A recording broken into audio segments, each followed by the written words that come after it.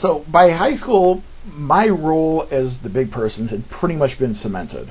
By that point in time, my weight was probably 225, 230, 235. And mind you, I was still growing up. We're talking, 14, 15, 16 years old. But that was my function within my social group.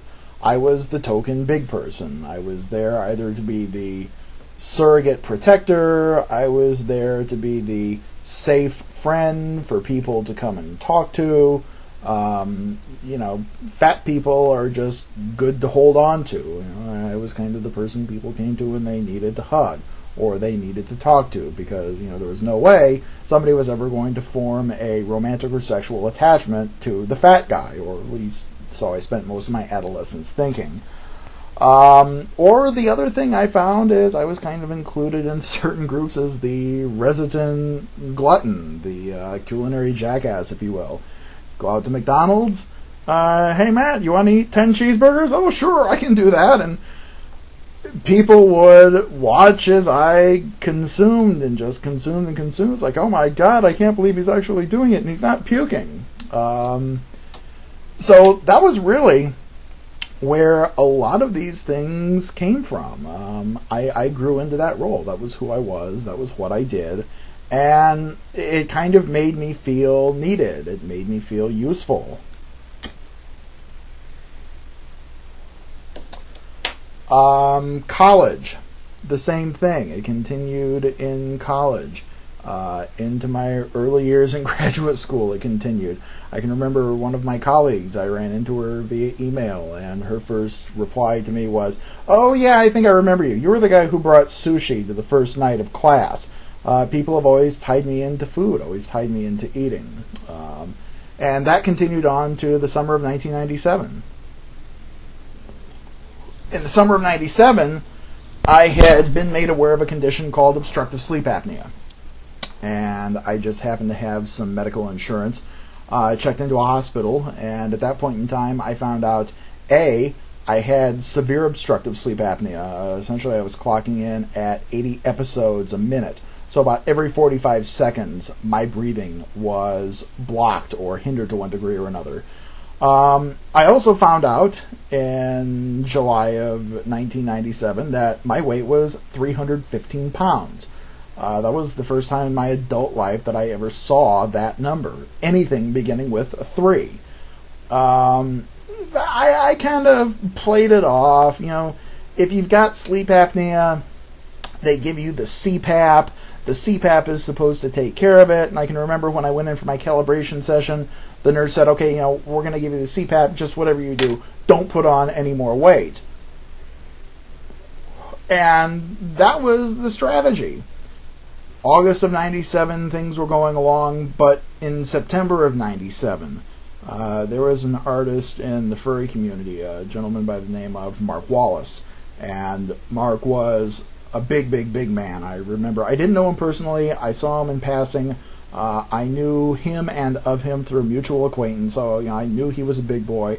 And he died in a rather unpleasant way, working out, trying to get his weight down. And that was really one of the first oh shit moments in my life with regards to my weight, because my thought was, I do not want to go out like that. I do not want to have an aneurysm and go down. Several people gave very graphic descriptions on the news groups about it, and I was sitting in my computer in Orlando reading this, and my thought was, I'm not going to go out like that. So that was really where I kind of tried to take my weight under control for the first time. I was 25 years old, and from October of 97 to May of 1998, I kind of did this crazy self-maintained, self-managed diet. For some reason, I had this brilliant idea that if I just slashed the fat out, I could load the carbs up. So I'm making these huge plates of pasta every day, where I'm making homemade pasta sauce with very little fat, supplemented with turkey meatballs. Again, the fat skimmed out of it. So it took a long time to get the weight off, but I was eventually able to get my size down to 215 pounds. And for me, that was just amazing. As an adult, I had never been that size. An adult, I was never able to physically perform the way that I could. I could go out and I could run. And not only could I could run, capital R, legs, just like moving, like you see cheetahs and jaguars moving in National Geographic channels. Boom! I wasn't winded, I wasn't sore, I wasn't even tired. And for me as an adult, that was a completely new experience. I can remember at one point in time, I had been caught out in the rain. A friend of mine, we'd gone out to a movie and it was raining in the parking lot, and I just sprinted back to his car. And when I got there, I was getting soaked, but at the same time, I just kept thinking, had I done this a year ago, I would have stopped in the middle of the parking lot grabbing my shins and panting. And I kept it down for a long time. For the rest of 1998, I kept it probably like a size 40 pant and an XL shirt. 1999, I kept it, size 40 pant, XL shirt.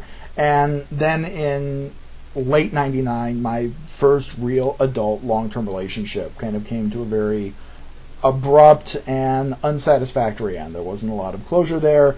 It was just kind of something where you're making calls, the calls aren't getting returned, you're sending instant messages, the instant messages aren't getting returned, and it kind of leads you to this grand revelation about 3 months later that you've been dumped and they don't want to talk to you anymore. So it's just you to try and work out your feelings. Because, anybody who's involved in a breakup can tell you, as soon as that breakup hits, your friends don't want to be there. They don't want to hear it. It's drama. Now, of course, mind you, when they break up, they want to be there. It's kind of like the tale of the little red hen. The little red hen is trying to make some bread, and she asks for help getting the wheat, grinding the wheat, getting the water, making the dairy products, and none of the other animals are going to help her, but as soon as she's got fresh bread, all of the animals want a piece of the action, and the little red hen tells them to go fuck off. That's kind of like with breakups. So I was really left to deal with that on my own, and I just turned to food. I had this great little Chinese restaurant down in South Orlando, Benny Chu's, and I was working at a factory. I was working for Lucent Technologies back then on a 5 p.m. to 5 a.m. swing shift. So Friday night, I'd wake up at about 3 in the afternoon, because that was when my body was scheduled to wake up.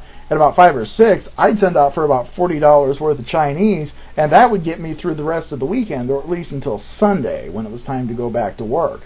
I medicated, and I put on. I ballooned and ballooned and ballooned, and finally, in May of 2000, I was back up to 300 pounds, size 46 pants, and a 3XL shirt, and kind of again realized that it was time to take control. And I spent the entire summer of 2000 just on this ultra strict, ultra militant, ultra restricted diet.